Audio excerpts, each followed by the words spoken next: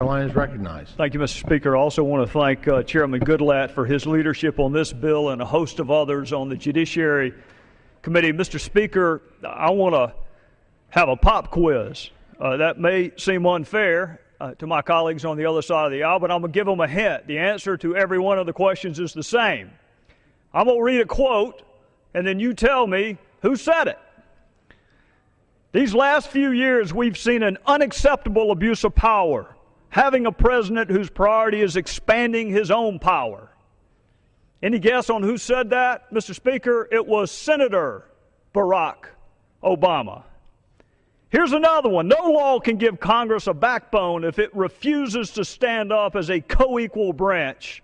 The Constitution made it. Senator Barack Obama. What do we do with a president who can basically change what Congress passed by attaching a letter saying, I don't agree with this part or that part? Senator Barack Obama. I taught the Constitution for 10 years. I believe in the Constitution.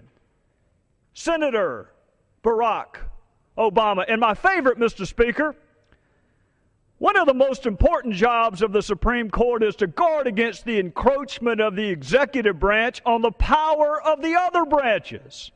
And I think the Chief Justice has been a little too willing and eager to give the President more power than I think the Congress or the Constitution originally intended. So my question, Mr. Speaker, is how in the world can you get before the Supreme Court if you don't have standing? What did the President mean by that when he looked to the Supreme Court to rein in executive overreach? If you don't have standing, how can you possibly get before the Supreme Court? So my question, Mr. Speaker, is what's changed?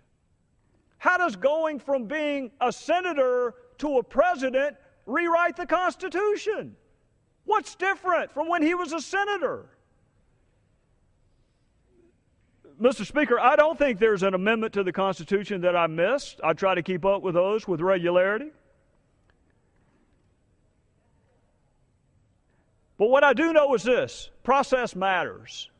And if you doubt it, Mr. Speaker, ask a prosecutor or a police officer, both of whom, as my friends on the other side of the aisle know, both of them are members of the executive branch. What happens when a police officer fails to check the right box on a search warrant application? The evidence is thrown out, Mr. Speaker, even though he was well-intended, even though he had good motivations, even though he got the evidence, because process matters. What happens, Mr. Speaker, when the police go and get a confession from a defendant? He did it. This is not a whodunit. He admitted he did it. You got the right person for the right crime.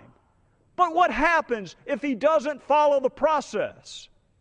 The defendant walks free. And the criminal defense attorneys who are now congressmen on the other side of the aisle know that that's exactly what they argued when they were before the judge. Not that the end justifies the means. Don't look at the motivations. Look at the process. Mr. Speaker, we are not a country where the end justifies the means, no matter how good your motivations may be. We all swore an allegiance to the same document that the President swears allegiance to faithfully execute the law. So I will be listening intently during this debate for one of my colleagues to explain to me what that phrase means. What does it mean not to execute the law, but when the framers thought enough of that phrase to add the modifier faithfully? What does that mean? And if a president does not faithfully execute the law, Mr. Speaker, what are our remedies? Do we just sit and wait on another election?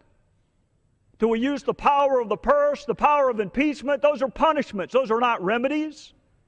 The remedy is to do exactly what Barack Obama said to do, to go to court, to go to the Supreme Court, and have the Supreme Court say once and for all, we don't pass suggestions in this body, Mr. Speaker. We don't pass ideas. We pass laws, and we expect them to be faithfully executed. And with that, I would yield back to the gentleman from Virginia. Gentleman, yield.